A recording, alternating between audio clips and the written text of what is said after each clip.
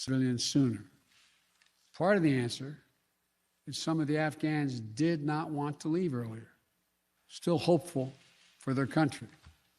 And part of it because the Afghan government and its supporters discouraged us from organizing a mass exodus to avoid triggering, as they said, a crisis of confidence. American troops are performing this mission as professionally and as effectively as they always do, but it is not without risks.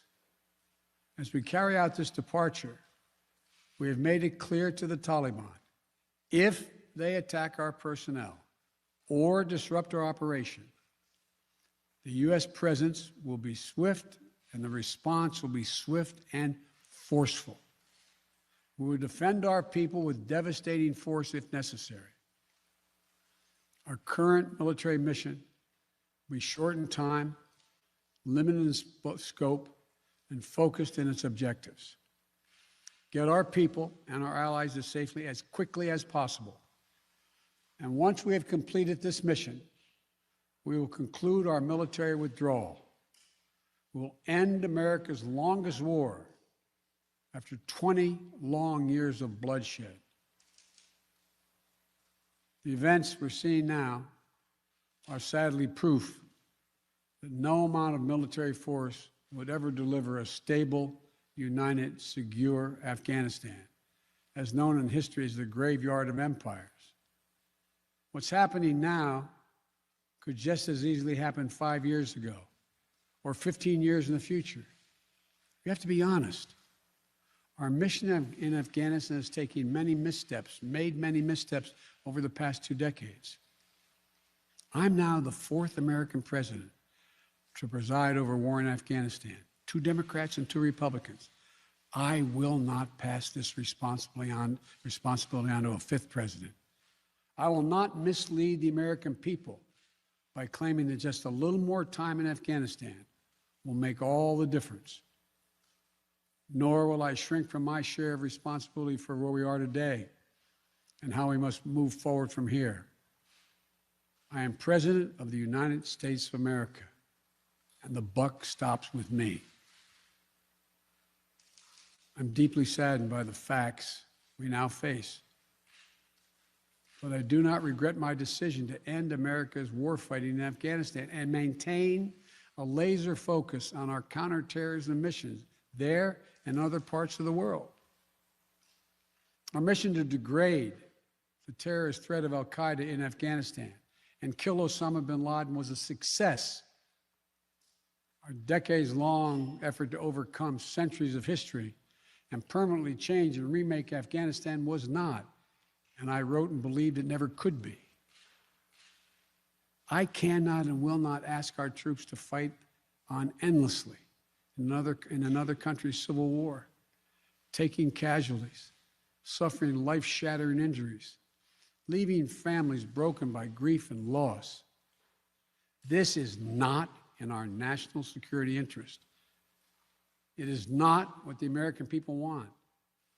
It is not what our troops, who have sacrificed so much over the past 2 decades, deserve. I made a commitment to the American people when I ran for president that I would bring America's military involvement in Afghanistan to an end. While it's been hard and messy, and yes, far from perfect, I've honored that commitment. More importantly, I made a commitment to the brave men and women who serve this nation that I wasn't going to ask them to continue to risk their lives in a military action that should have ended long ago. Our leaders did that in Vietnam when I got here as a young man. I will not do it in Afghanistan. I know my decision will be criticized, but I would rather take all that criticism than pass this decision on to another president of the United States, yet another one, a 5th one, because it's the right one, it's the right decision for our people, the right one for our brave service members who risk their lives serving our nation, and it's the right one. All right. That played way more jankier than I was hoping. Even my video is acting weird. Hopefully, you guys can hear me. I see myself way too much. Hold on, let's see.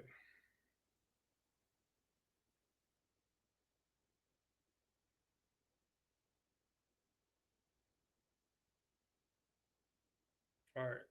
So that video is kind of blurry. Is my video blurry? How are we looking? I'm less blurry. That's terrible. Hold on. Let me try something.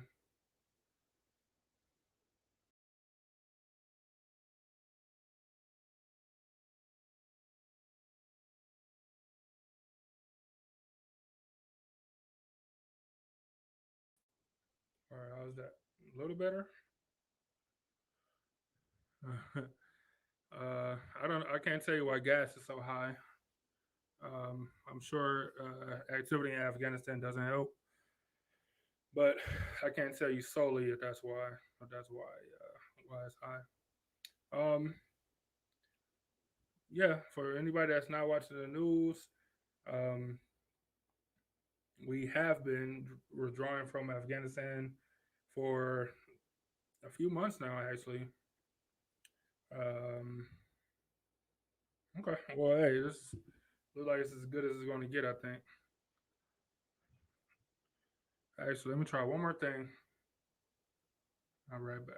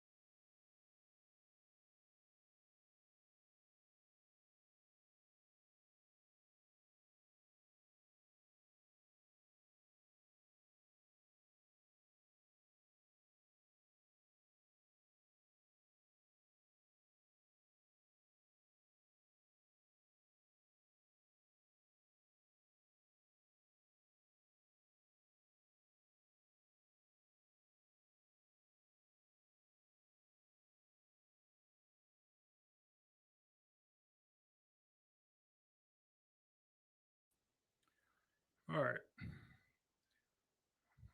My computer is sucking today, so we got to deal with it as best as we can. Anyway, we have been withdrawn from Afghanistan. If anybody been watching the news, the Taliban has pretty much completely taken over that country uh, in a number in weeks. I don't know how many weeks. 2 weeks, I want to say, maybe 3 weeks. Just yesterday, the Taliban said that they have they claimed victory in the country of Afghanistan. Um, it is it's crazy over there. I was trying to get you video of like what the airport looked like when people were they were scooping up. Biden was talking about them picking up civilians, uh, getting civilians out of there. But of course, first they had to focus on Americans because that's what you do. Um, then they were, picking up civilians, but there was so many civilians, so many people on the airport tarmac that um, people were, trying to hold on to planes for dear lives. I don't know how far they think they're gonna, or how long you think you can hold on to a plane that's flying. Saying to different countries, but they were trying to do that. A couple of people got ran over and killed, I believe, by like the tires. Maybe they got caught underneath or something. I'm not exactly sure how it went down, but I do know a couple people had died from that. Um, it's it's crazy. It's yeah, it's not a good situation over there. Biden said in that speech that he had that of course he's going to get some criticism, that he was going to be second guessed and all of this stuff, but the buck stops with him is what he said. So he was going to let this go to a fifth president. Um, it's been 20 years, man. Maybe 20 years in a couple months, and only for us to withdraw. And you see how fast that the Taliban has taken over the country. Now, whose fault is that? Now, who do you blame that on? Do you blame that on America, who was there for 20 years? Maybe. Do you say that like America didn't have a good exit strategy, therefore everything just got overran? Do you blame it on the incompetence of the Afghanistan military, their leaders, like not putting stuff in place or not beefing up security or whatever they needed to do?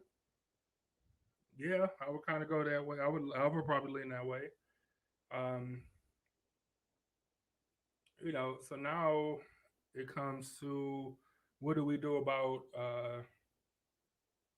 the people who helped us over there for the past 20 years, interpreters or cleaners, people who were cleaning the U.S. embassy but were not United States citizens. Like, what do you do with those people? Do you just allow those people to come too? Do they got to go through the same immigration process as people coming up through Mexico, through the southern border? Like what's the answer to all of that stuff? Uh, a lot of people are saying you just scoop everybody up and you sort it out later. If you do that, do you allow more terrorists into the country?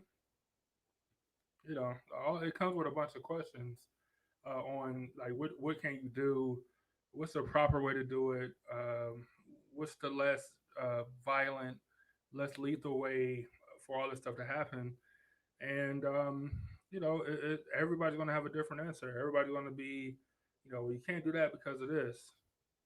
So I'll give Joe Biden kudos for doing something. Like 20 years is too long to be in any. We fought wars. Uh, we fought world wars in less time than we have been occupying Afghanistan. Like that's insane. And these are world wars. These are multiple countries, multiple set places. Uh, like we've just been in this country for 20 years. That's just way too crazy. Um, I want to try to play this video. Hopefully, it'll play better than the last one. This is just what the airport looked like 2 days ago now. Today's Wednesday. 3 days ago now. This is what the airport looked like.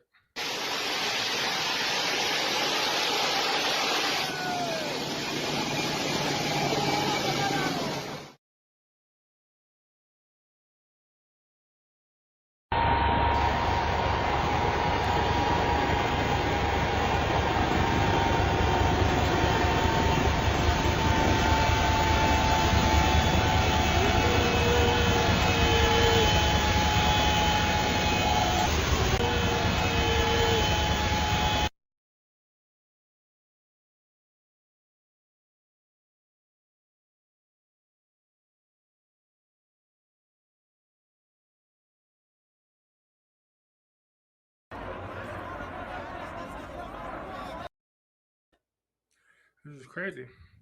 Like people are, trying to climb over the wall to get to these planes.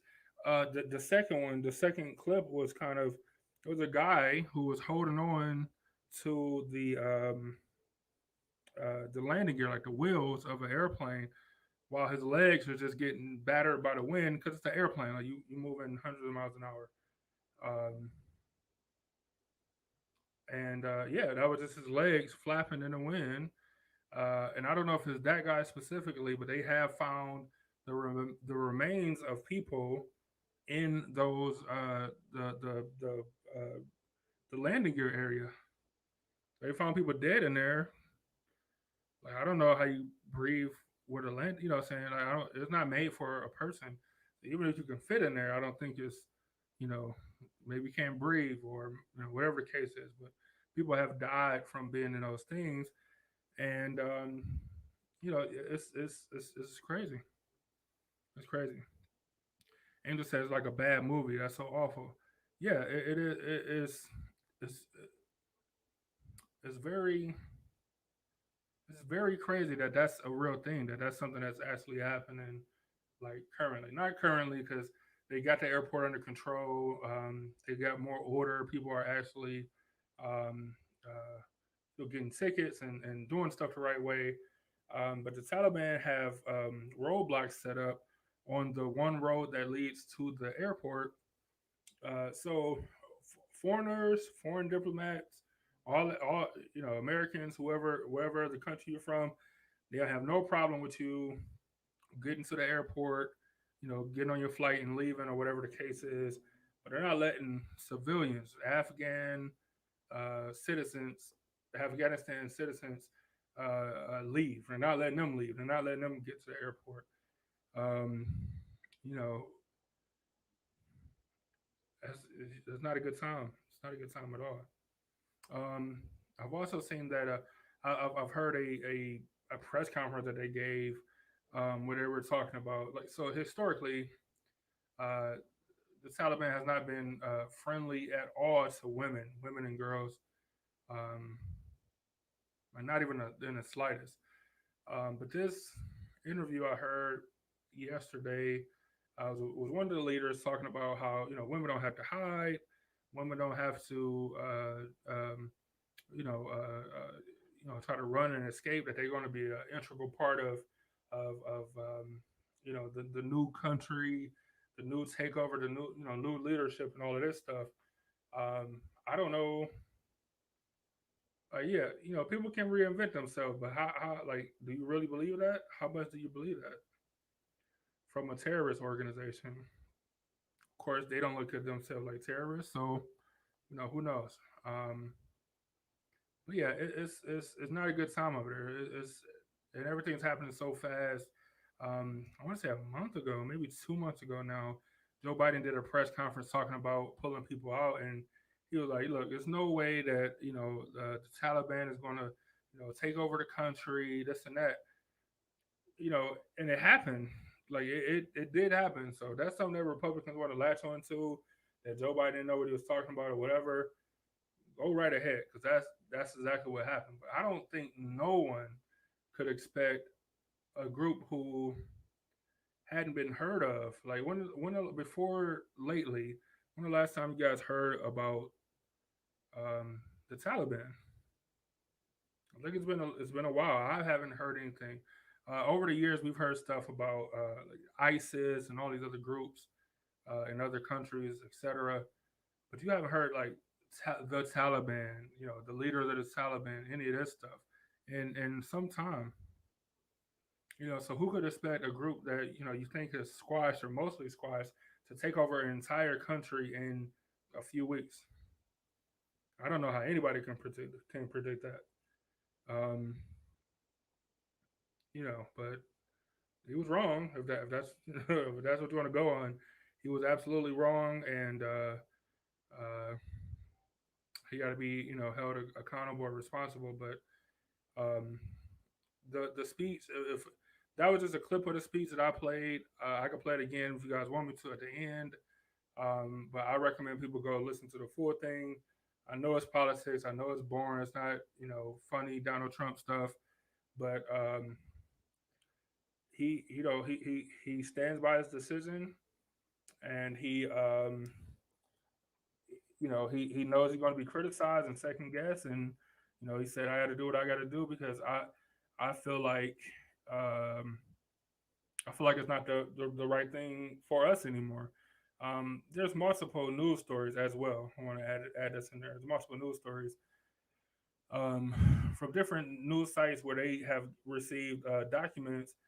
Uh, if you're keeping scores, two Republican presidents since then, two Democrats, and they all have had paperwork that essentially said we don't know what we're doing. Like we don't have a real reason to be here. Like we go in with the hopes of squashing a regime, setting it up where getting revenge for 9/11, whatever you want to say.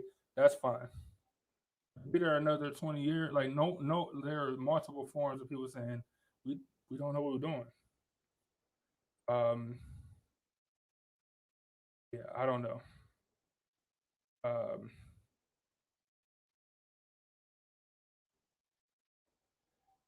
so I don't know. I recommend people go try it. Go I'm sorry. Go watch the video. Do some research on it. It's very interesting, and Yeah, it's something that's going on like currently, like Angel said, a bad movie currently. Um, play that video one more time. The airport video.